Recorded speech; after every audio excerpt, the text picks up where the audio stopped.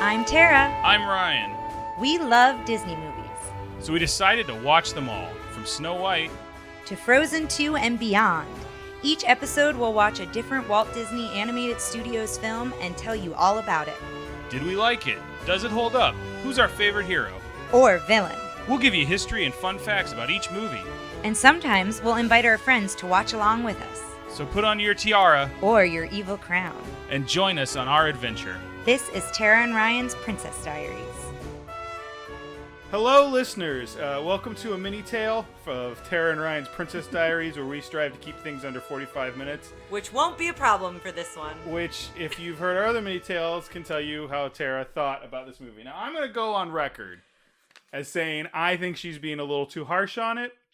I don't think it was that bad. However, I will say, have we said what movie we did? We have not. This is Mary Poppins Returns. Surprise. Let me tell you, if you didn't see it in theaters because you thought you wouldn't like it because you really like the original, you're fine. You're good. You don't have to see it. Just go watch the original again. If you've kind of been interested in seeing it, check it out.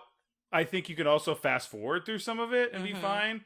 I will say, and let's start off with some good things before we go into this. Let's do that. We're going to start off with the things we liked about it. Okay. And then we're going to other things we didn't like. First of all, Emily Blunt. She's the best part of the movie. Yes. I will say when down. I saw the previews, the trailers, I wasn't super pumped to see her as Mary Poppins. I love the voice. I love her mannerisms. I love the personality she gives to Mary Poppins. She nails it. I was not a fan of her singing voice or really any of the songs in the whole movie, not including We're talking just about things Emily we Blunt. like. We're talking about things we like. Okay. So we're going to start just talking about things we like. Yes. So I will say I enjoyed her character and her portrayal of Mary Poppins. I think she was spot on with that. I think the dialogue was great, but the dialogue I think also comes from the stories. But I think they nailed... I don't know that that's necessarily true. And I don't know, because I don't know the stories that this was based on well enough. So this is apparently based on some other P.L. Travers stories? Yeah, she had a collection of stories of different Mary Poppins stories. And you were asking when we were watching it, you're like, is that the format it takes? The books, I think, are just a couple days. Like, she shows up, she does some things, and she leaves. Yeah. And I think that's kind of what they do here, but... and we'll go into the problems in a bit, but they do kind of follow the same thing of the first one. I agree. I think she's wonderful. I think she does I think she will always be the second best Mary Poppins. Yeah, those are hard shoes. Really good. Those are very hard shoes to fill. Beautiful shoes. That's another thing I want to talk about this movie. Fill. I really enjoyed the costume design.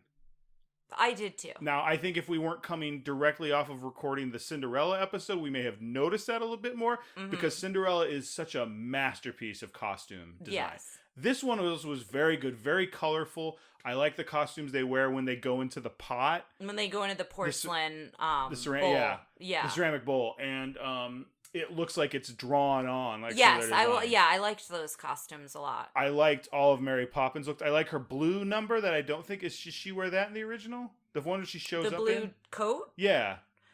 She has a coat that unbuttons. I think it's designed a little bit different. Yeah, this one looks a little more like a cape. Yeah, the apron she wears in the bathtub scene is very similar to the apron in Spoonful of Sugar. It might be an identical one. I love her swimsuit when she's in the bath. Yeah. The bath scene I liked a lot. I think once they got in it was okay, but them in the bathroom and her trying to convince them that it's musical was interesting. I talked about this when we watched it, but I will put up a video that was the making of the scene. They had a huge slide so that people were actually going in and sliding under and getting out of the scene. That I think is cool, yeah. Anything else you liked about it? Yeah, there's a lot of stuff. There was moments. We talked a lot about how we liked to spoil the end. We liked that the what saved the day wasn't the bank statement, the bank certificate. It was the tuppence he had given away in the first one. Yeah, that Michael gave to his father, and his father invested it in the bank, and we find out it is now grown into a mature fund that can pay off the loan for the house. And I guess we should tell the story, which is very simply Michael is an adult. He has 3 children, He's twins. Recently lost his wife. Recently widowed. Annabelle and John are the oldest, and they're twins. And then Georgie. Georgie was the best kid, the younger kid. I like Georgie a lot. Yeah, I liked Georgie a lot. And Jane, you think Jane lives there, but we find out later she has a flat somewhere else. And she's just been staying there more to help take care of the children since his wife has passed away. And Ellen, who was the housekeeper in the original one, it seems that it's the same Ellen, and I will say I liked her a lot. Meaning it's the same, not the same actor, but the same character. She has aged. And I think Played by Julie Walters of, I believe, Absolutely Fabulous fame. Oh, okay. She was also in... No, that was Molly Weasley. That was the mother from the Weasleys. Oh, okay. I think she nailed Ellen's character. I think that was done well. The captain, the neighbor, the captain, they, the very Admiral, yeah, very similar, and I think they were done well. I did really like Colin Firth. I'll never get it right. I liked his portrayal. He wasn't a very complicated villain, but I did enjoy his portrayal. And Mr. Fry, I liked a lot. So there's two lawyers who work for the bank who basically just do foreclosures and when the bank repossesses the house. And so there's two of them. And I liked Mr. Fry, who is the nice lawyer. It's one of them who's like incredibly cheery and hopeful and like looks out. He's like, oh my goodness, I think we'll try and figure out something. Like he's always super... He's trying to help the people who are losing their house. I liked him a lot. I liked Michael. I like Ben Whishaw, I believe, played Michael, and he's Q. We're always trying to find Bond. Someday I will turn this into a James Bond podcast. But he plays Q in the newer James Bonds. I liked him a lot. It was fun to watch this through the lens that our listener Bob put us through when he said that Bert was a millionaire who had... When they said, "Oh, he's out traveling the world," it's that's the only time they mentioned Bert. But yeah, she does ask about Bert. And Jack, which is Lin-Manuel Miranda's character, essentially was a boy who I guess worked with Bert, and so that's how he knows the family and knows Mary Poppins, and that's kind of that connection. I also liked when they go up into the attic to look for, basically, Michael takes out a loan because he can't pay all the bills when his wife passes away, and he's kind of overwhelmed. He was a painter, we find out. Yes. And so that's why they don't own the house outright, because if you know Mr. Banks, he would have paid off, his father would have paid off that house. Right. So that's why they don't own the house outright anymore, and so they're searching everywhere before Mary Poppins comes to try to find the certificate that says that they had shares in the bank, that his father... But they can use that to leverage. Yeah, because his father was a senior partner at the bank, which that we know from the first one. And so when they're up in the attic, we see the snow globe. So that was a fun throwback. He finds the snow globe. He finds the kite, which plays a pretty big role because he throws it out in the trash. The wind picks it up. Georgie goes after it in the park. It kind of drags Georgie along, and then that's how it brings Mary Poppins, how she comes into the film. I got a little excited when I saw that scene when like the clouds parted and she's holding on to the kite. I was like, here we go. And it was exciting to see the tail of the kite was the women's suffragette. Yes. It was fun to see that. And the Jane's nostalgia pieces there. Jane's become a union organizer. And working with soup kitchens and different source, and I forget what it all stood for, but Spruce, that's Society for the Protection of Rights for Union, something like that. Something, yeah. We're just talking nice things now. We'll go into I'm done. I don't have any other nice things. All right, so let's start first with that. And I think one of the biggest problems about this movie, simultaneously, I wanted it to be more nostalgic without being a direct reference. I wanted to see lines that got played out, and that's why I liked the tuppence ended up being the thing that saved him. But there was too much stuff that was mirroring and not... It was reflective and not continuing. Every single song was a 1-for-1. Like, every single song, even if they weren't exact, it was the same sentiment. It just made you go, oh, this is supercalifragilistic. Yes, this is supposed to be this. Holiday. This is supposed to be the laughing song. This is, Bert is opening the number with a song, which that was one of my least favorite songs, was the opening number. Pretty much any time a song came on, minus the bathtub song was interesting, and the song when they're singing about the book, which is mirroring supercalifragilisticexpialidocious. Part of it. It's they jump into a chalk painting, they jump into a porcelain bowl. So, minus those two songs, they could have cut every other song out for me. Like, they did nothing for me. I kind of liked the balloon song, but by that point, I was over it. It was so long, though. That's the song at the very end. Well, it was also, when it ended, they still had, 10 more minutes to go, and they should have just ended it with the balloon song. And that's the other thing, is I wrote in my notes, before we see Cousin Topsy, which is Meryl Streep's character, which is still not even halfway through the movie, I wrote feels long. Zone out at each song. And there was still like probably 5 more songs left. And this movie was about 3 minutes longer than Cinderella, and we definitely like... You felt it. You felt it was long. And going back to what you were saying with nostalgia, we did just come off of watching and recording Cinderella. Cinderella did what we wanted it to do. It was nostalgic. It added new information. It didn't hit beat for beat. It did things differently in an interesting way.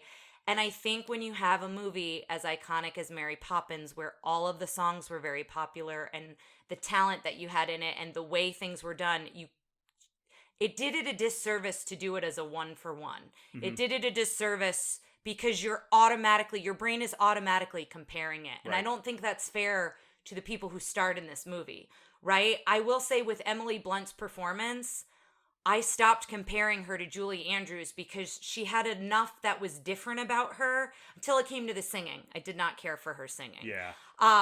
Her dancing was really good. Her dancing and her acting was, I really enjoyed it. So at that point, I wasn't comparing her to Julie Andrews because I enjoyed what she did with the character. Jack didn't need to be in the movie. Jack was, okay, and I'm on record on another podcast saying this. I'll say it again.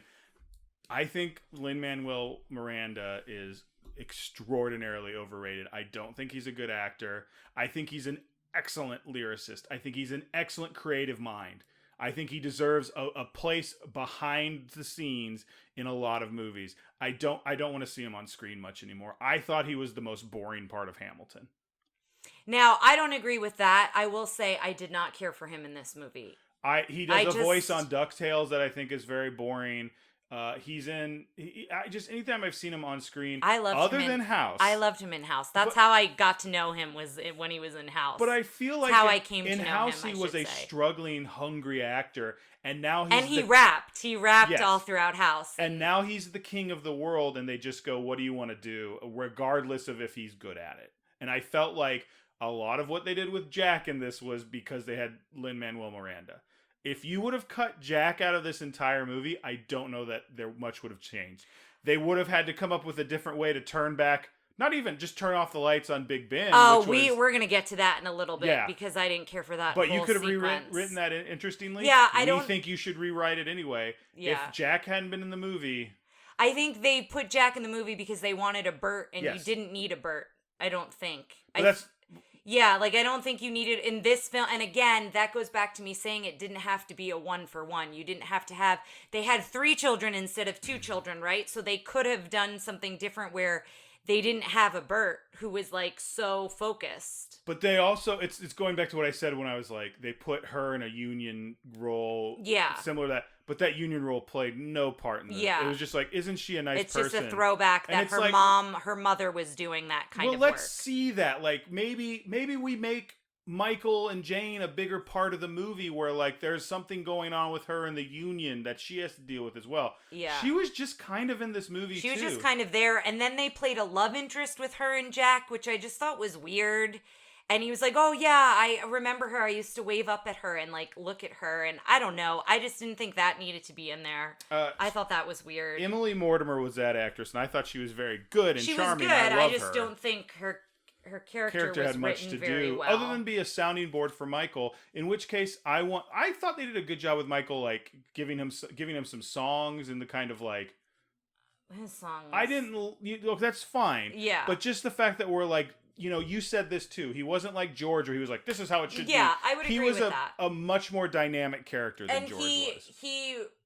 He was very self-aware and aware of his children's feelings, and so in that way, yes, he was very different than his father. And when he caught himself being like his father, the children would say something which would kind of snap him out of that. Oh, I don't want to be that way. I don't want to act that way. So I will say that. I also thought the children were, like, in the first movie, it was like the children were acting out because things were rough. And in this one, it's like the children were stepping up into positions. Well, the children said, we've learned to take care of ourselves in the last year. Like, it's very clear that they're self-reliant on one another because Michael's head is elsewhere because their mother and his wife has died. To me, it almost felt like Mary Poppins should have shown up and she's like, now I'm a secretary. And she should have been his assistant. Well, Mary Poppins was really there to take care of Jane and Michael. honestly. Like, let's be honest. Like, she was taking care of the kids, but she was more making so that things were right with their life. She was manipulating the children into helping Michael and Yes, Jane. yeah. She was still there to care for Jane and Michael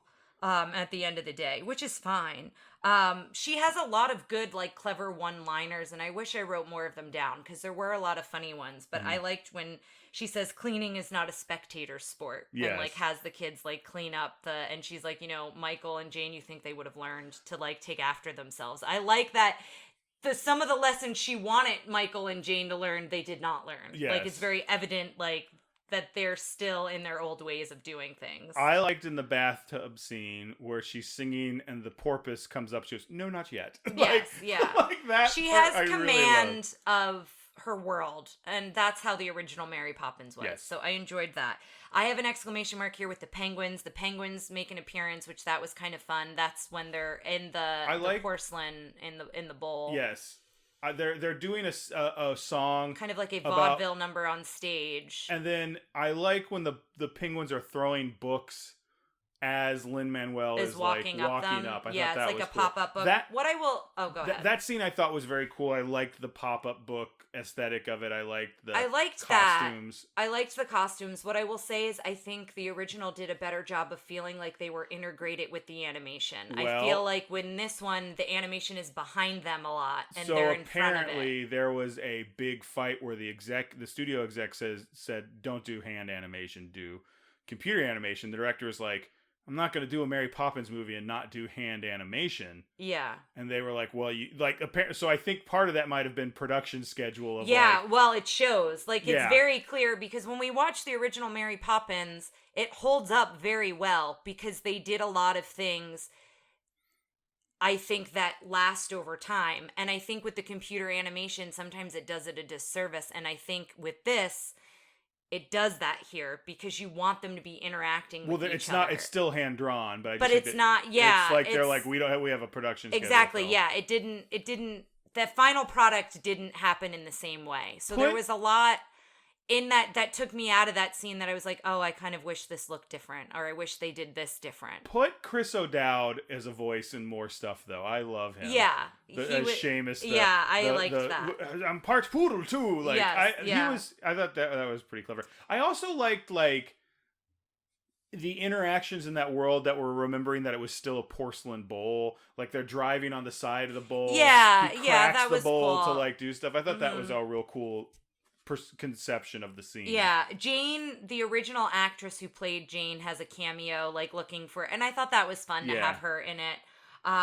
Apparently, Angela Lansbury is in the end, and that was a role that was originally for Julie Andrews, and Julie Andrews, who apparently was very supportive of the Emily Blunt's casting, decided not to do. She goes, "No, it's Emily's show now. Let her do it." And I think that was a wise choice, and I'm glad she said no, because I don't think it would have been a good payoff. I think it would have just been like, oh, this is who I was missing from this movie all along, was the original Mary Poppins. Like, I think it would have been weird having her in it. Can I tell you about another cameo that the fans petitioned to have, but they were shut down? Okay. They wanted to have Michael Rooker appear in this movie. Do you know who Michael Rooker is? Michael Rooker played Yondu from Guardians of the Galaxy 2. As you can remember, he goes, "I'm Mary Poppins, y'all!" Yes, yeah. Like they just wanted him in it. There was a petition to get him in. Oh, that's really funny. Can I tell you another story? Sure. I think is interesting. So when Mary Poppins, they wanted her to do it. You remember that she was pregnant. Yes. So they had to push it back. Mm-hmm. The exact same thing happened with Emily Blunt. Oh, that's they really asked her to funny. do it. She goes, "I'm pregnant. I don't have time." And they're like, "We'll hold off." That's funny.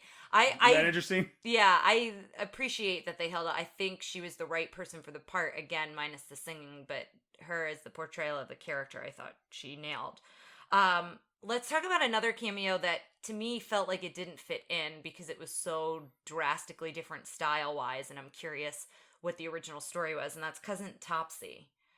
Meryl Streep. I guess she's not a cameo, but she was a part. It's supposed to be Uncle Albert, essentially. It's that, like, topsy-turvy thing. Well, apparently in the book, that's a constant story that shows up every time, is she goes and sees a relative.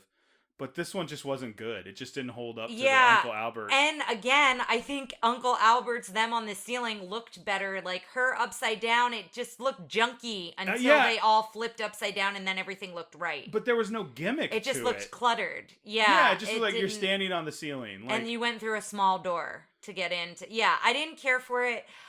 Meryl Streep performed the heck out of the number, but I don't. She looked like she was having a lot of fun. Which is great. I just, like, it didn't, like, do much for me. No, I'm with you. And I feel bad because I love Meryl Streep. Like, I don't know. She's a national treasure. Yes, but it didn't do much for me, and I don't know. Her being Russian was fine, but it just felt too out of place, and she can have a Russian cousin. Like, I don't care that Tara she was Russian. notoriously hates It's all not true. people I from just Russia. feel like it just... She's like, this drink's good. What's in it? I go, vodka. And she spits it out. Blah, blah. I just feel like it felt too out of place. It almost felt forced. It felt like, again, they were doing a one-for-one. It wasn't that it felt out of place. It just felt like she was doing a funny Russian accent. It felt like Alison Brie in Glow. Yeah. Like, it didn't feel like it felt like a cartoon. And I just don't think it landed. Yeah. Okay, the number that was an exact one-for-one was Trip the Light Fantastic. I don't know that that's the name of the song, but that is Step in Time and the Chimney Sweep song. But it's too slow. Too slow, too long, and boring in a lot of parts. Like too static. It was one shot up a stage. Like Step in Time felt like it was a little more dynamic shots and stuff too. And Step in Time... it was kick and prance was what they did and what they said instead of Step in Time. And then they go into like speaking or singing in Cockney, which that was kind of fun. And then at the end, all of a sudden, it's BMX bikes. Okay. Which I dug that. I will say I liked the bikes. But it happened at the end, and I'm like, well, you didn't need all this other stuff. But again, you could have cut that whole number down to just a chorus of that song. You would have cut that whole number if we would have gotten rid of Jack. If Jack had not been in this movie, which I would have been fine with. Yeah. Because I think it also takes away from Mary Poppins. There was a lot of scenes where it felt like Mary Poppins was just not the main there. character in the scene. Yeah. And that she always took over the scene. Yes. At the end, when they're trying to turn back Big Ben. Oh, guys, this part, spoiler, we hated this part. They need to, the banker says, if you give me the bank certificates by the stroke of midnight, you'll be fine. So I'll stay here and I'll wait for you, trying to sound magnanimous.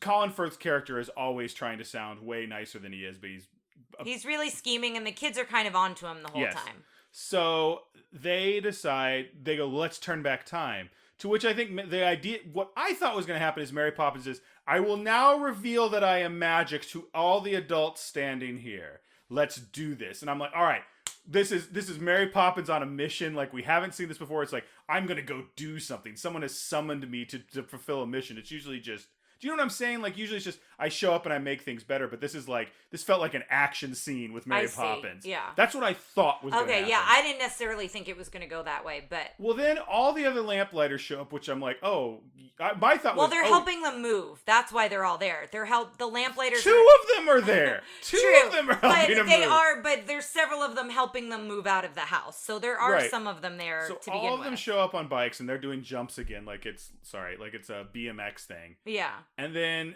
they all go to Big Ben, and then they take the children. We got to take the children. We got to take Mary Poppins. We got to go do this thing. Because they're not going to make it in time to get to the bank. Yes. And so Jane and Michael, they're basically like, if I could turn back time. They're basically like, if I could find a way. Cher would have been a good Mary Poppins. Anyway, go ahead.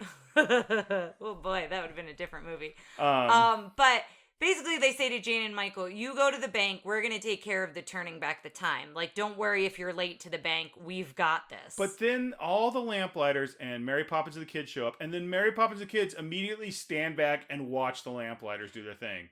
And they take these rickety ladders to try to go up Big Ben, to which they could have died. It was super dangerous. We know Mary Poppins can fly. Like, there's no point. Jack gets up there and finally turns off the light on Big Ben, and then is like, which we were like, is that really how? There's a whole bunch of like gas lamps behind Big Ben. I'm interested in the history of Big Ben now. And how Big Ben is lit. So that's another rabbit hole for another time. So he gets up there, turns over, he's like, I can't reach the hands, and Mary Poppins goes, oh.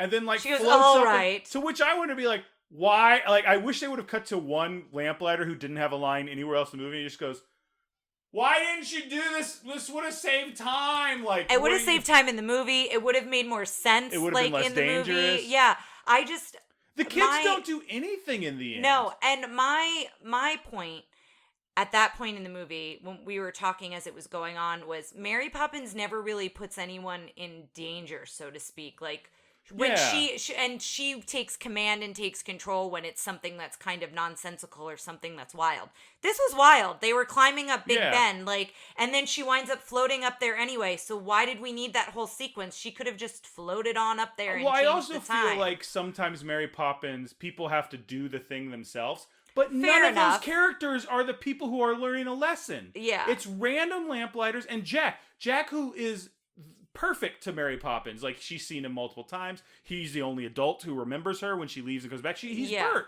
But we don't need that. Like, if the kids had to do something, maybe not dangerous, but a little perilous, and she sat back like, you need to do this yourself so that you learn the lesson. I think she's picking up on our energy. That would sorry, lady. That would make sense, right? Yes. Like, but yeah, the whole scene was just an action scene with the lamplighters, and it didn't need and to then be in like there. Michael and Jane, and that's what I'm saying. At the end of the day, the whole thing is about Michael and Jane, but they didn't really do that till the end. The kids had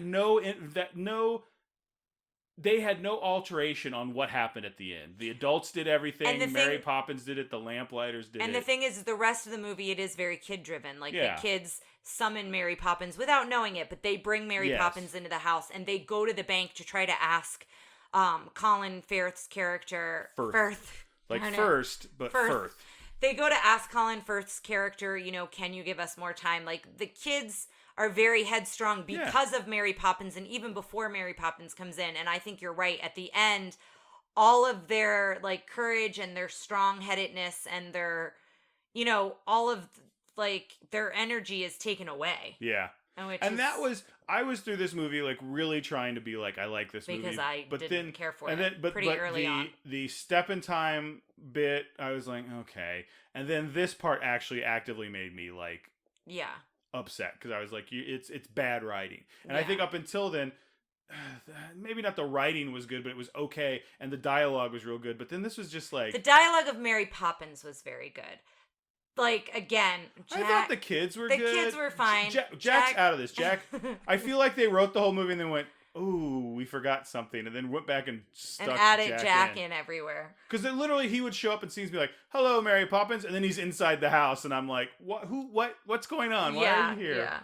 Yeah. Dick Van Dyke was a fun cameo. I knew he was coming, so I was like waiting for him. He comes at the very end. So he does a little dance number at the end. I told you this, yes. But apparently they presented him with 4 dance numbers. And he's how old? Did we say 93? And he said, I want that one. They're like, well, this one's the hardest. He's like, yeah. And we talked, part of this is because we talked about it so much about how he wasn't a dancer when he started. And then became a dancer. And he does a fun little dance, and apparently it got a standing ovation at some of the audiences did, because I think it was delightful to see him in that role again, and he's a national treasure as well. Well, the other thing is apparently he looked too young for the role, so they had to actually add old makeup to a 93-year-old man. And also Angela Lansbury in her 90s, and I thought did a fantastic job. And you said the oldest woman be in a Disney film? The oldest woman in a Disney film. I don't have that here anymore, but I read it when I was doing it a little while ago. But I have a couple other facts. Yeah, if you want to share some facts, because I think I'm good. Early in the movie, Michael Banks draws a crude 10-pound note saying, "The day has barely begun and I've already made 10 pounds." At the Royal Downton Music Hall, the cartoon animals are seen paying admission in bills that look the same that's design. Fun. And that is the scene when they go into the bowl. They go to I like the bowl scene a lot. The other thing about the bowl scene, in the books, only Jane Banks is transported into the road. So it's not their children; it's still the original. It's still children. Interesting. Only Jane Banks is transported into the Royal Dalton Bowl, and the entire episode was much darker. Instead of a world of talking animals, she meets a 19th century family that tries to force her to become one of them before Mary Poppins rescues her. I will say there is that dark part where that wolf character with the pocket watch, who's supposed to resemble the bank manager, is stealing all of their stuff, and they all wake up having this nightmare, and that's how they get out of it. They say, dark. Don't go to the edge of the bowl, and they all go to the edge of the bowl and fall off and it goes to all black, and then they wake up and they're in the nursery and Mary Poppins is saying, you had a nightmare, I don't know what you're talking about, and the kids all say, oh, we had the same nightmare. That got a little almost too dark for me because it didn't naturally, it was the way it was acted. It didn't naturally progress there. Do you Yeah. know what I'm saying? I feel like they wrote it in, but it kind of jumped from like, this is really whimsical and playful to this is really dark and scary to forget that any of this happened. I will also say I didn't love the way that was done. I think with this feeling so like little serialized adventures they went on, even which was like it was in the first one. The first one, everyone felt like they were learning something. It felt like, I don't know, a better moral. And this one, there are a couple where they said, so you see, children, like the topsy-turvy one, the point is to look at it from a different point of view. And I'm like, yeah, we got it. Like, it's literally called Turning Turtle. It's called Get Out of Here. Again, like, I felt like there were a lot of times where it was like, it felt like the end of like a Sesame Street, like, remember, kids. The letter of the day.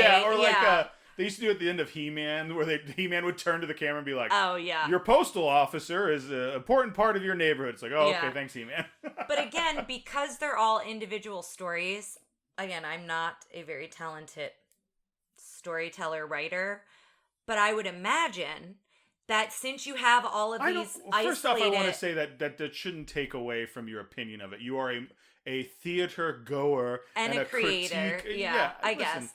But what I will say is you have all of these short stories that are kind of encapsulated, right? They're just one story.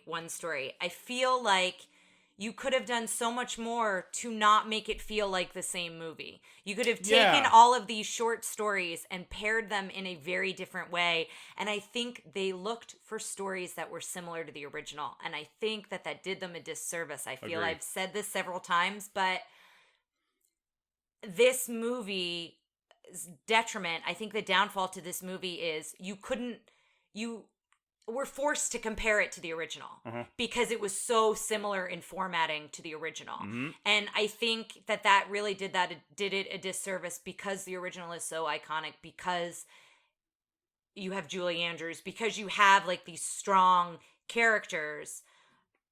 I just really think they should have done more to do it differently, and maybe they felt like they couldn't. Maybe they felt like they needed to stay like in this format, or this format works, so let's do it again. And I just think, for me, that's what really like made me. Yeah. So I think we've come to the natural conclusion of this episode. I say the next one we should do is Christopher Robin, because I feel like that's another continuation. And we should say, I said it in Cinderella, but this one was the most voted for us to do on the Facebook page. And I would like to know what we've done to you guys. I would like to know what you think of our opinions. Now, I'm curious, did people vote for it because you enjoyed Mary Poppins Returns, or did you not care for it? Or have you not seen it and just wanted to hear us talk about it instead? Or are you mad at us? What did we do to you? This and Tron Uprising, which I feel like is also going to be kind of a hoo boy one. But which one? The next Tron. Oh. Yeah, it was fine. I'll never watch it again. Same. I will watch the bathtub song again because I really like the bathtub song. I think the bathtub song is super fun until they're in the water. Agreed. Then it's kind of okay. But it felt when they're weird. in the bathroom, it definitely felt like we're gonna put you in front of a green screen. Exactly. And there was no sense of place. Now it was in the ocean, so it felt like that. But I don't know. I did want her. I said this during it where they're running around the bathtub. I didn't want them to stick stick a shower pipe into it so they could turn it on like they did in, I believe it was Saludos Amigos or Yes, Three then Amigos. It becomes like a propeller. Yes. Yeah, yeah, I'd be really curious. Send us an email, post on the Facebook page. 707-YO-TRPD1. That's 707-YO-TRPD1. Leave us a voicemail at that number. Tell us what you think of Mary Poppins Returns. We've definitely given us some strong opinions on it, so I am curious what you all think. I will say I think in the pantheon of movies, it's not bad. It's fine. As a sequel to a legendary film, like it of course comes up short. But if you were thinking, I'll say it again, if you were thinking of watching it and thought like, man, I'd really like to check it out. Like I think you should check it out and look at it. And if you feel like, I'm not into this, you should turn it off. Yeah, don't if we weren't doing this for the podcast, I wouldn't have watched because it doesn't get movie. better towards the end. No, I think. In fact, we skipped the whole ending song because we didn't really care for it when they're all floating up in the air in the balloons. We didn't even talk about that, which is fine. Oh, you mean talking about? I thought you meant skipped it. Like, no, we watched it. Oh no, I'm just saying like we didn't address it, but obviously it didn't make that big of an impact on us. Well, we're rambling a bit now, so guys, like we said, let us know what you thought, and next time we'll do our next mini-sode will be Christopher Robin. See you then. All right, take care. Thanks for listening to Tara and Ryan's Princess Diaries. If you want to tell us your favorite Disney villain and why it's guest on, send us an email at trprincessdiaries@gmail.com. Or you can send a tweet about how great Maleficent is to @TRPDiaries. Check out our Facebook group by searching for Tara and Ryan's Princess Diaries. Tara and Ryan's Princess Diaries are available on iTunes, Stitcher, Spotify, Overcast, and many more. Wherever you hear us, please be our knight in shining armor and give us a 5-star review. Thanks again, and until next time, remember to always live happily ever after.